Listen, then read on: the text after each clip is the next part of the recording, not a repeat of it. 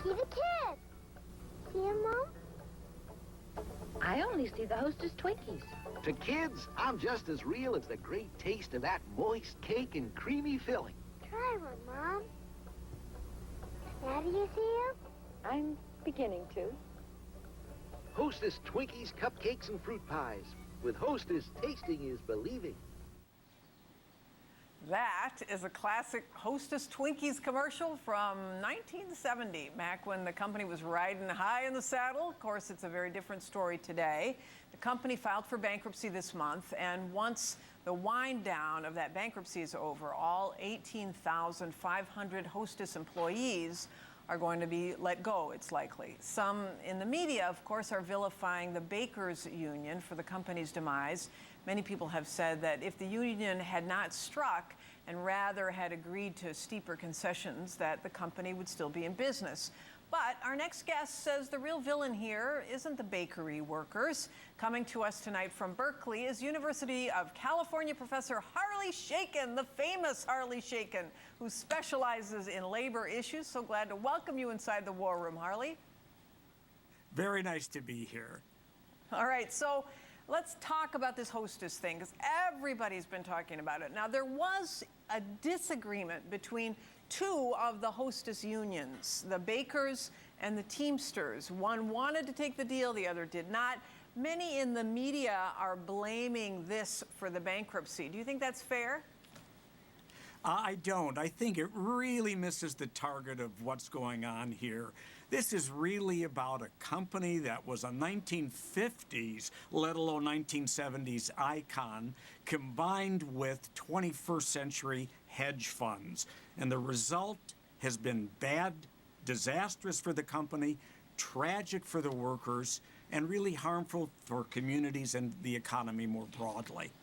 Well, the company was asking, if I understood this right, they were asking the Bakers to take a 50% pay cut from, I think, $48,000 a year to $24,000 a year. This was over a couple of steps. This was going on while the CEO wants to pay executives nearly $2 million in bonuses. That disparity, of course, is a great affront to those who are working. I'm wondering, from your perspective as a specialist in this and who has worked in this field for years, what can be done to prevent the massive pay disparities that you're seeing in many U.S. companies, where the CEOs get millions and the workers get, you know, the shaft, to quote a famous line?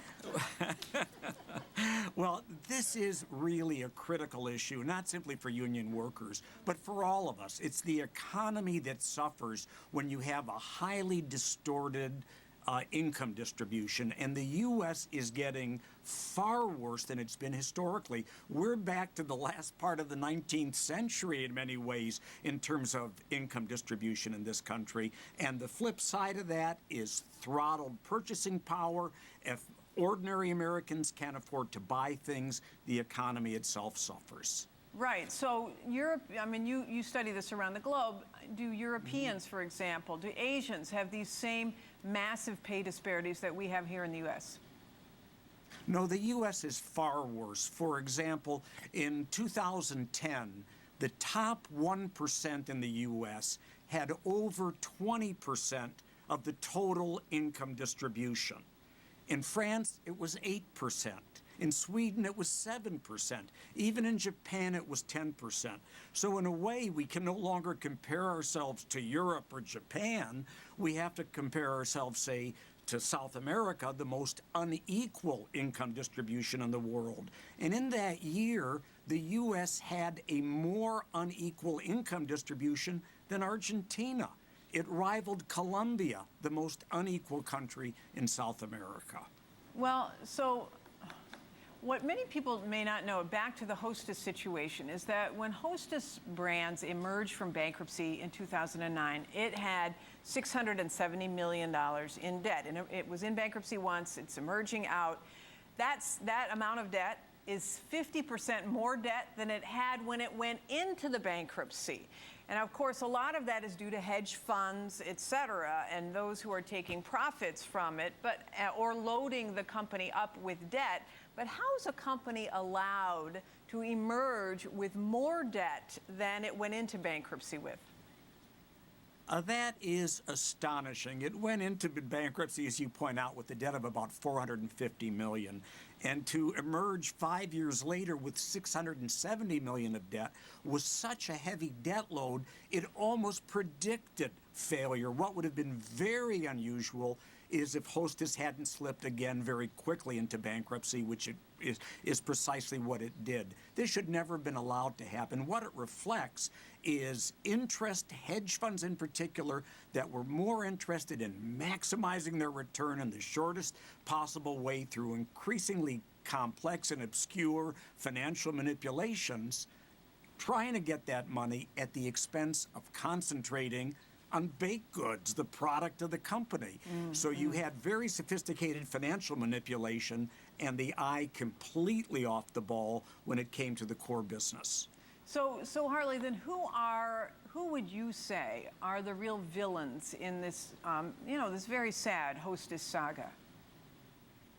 Well, a lot of things came into this. It didn't happen overnight, but very clearly it was the financial sector in general, hedge funds in particular, that resulted in a company just going down absolutely the wrong road. 6 CEOs in the last 8 years, a complete mismanagement of the business, and at the very end, the demand for heavy, onerous concessions, and then putting the blame on the unions. Workers drove the trucks, baked the product, gave their lives to this company in so many ways, and now they're the ones that are bearing the brunt of this collapse. Right, and being asked to pay for the mistakes of management. Harley, will you stick around? Because after the break, we're going to talk more about another story that involves short-sighted decisions like you've just described, putting profits over people and the tragic consequences that followed. You are watching The War Room. It's only on Current TV. We'll be right back.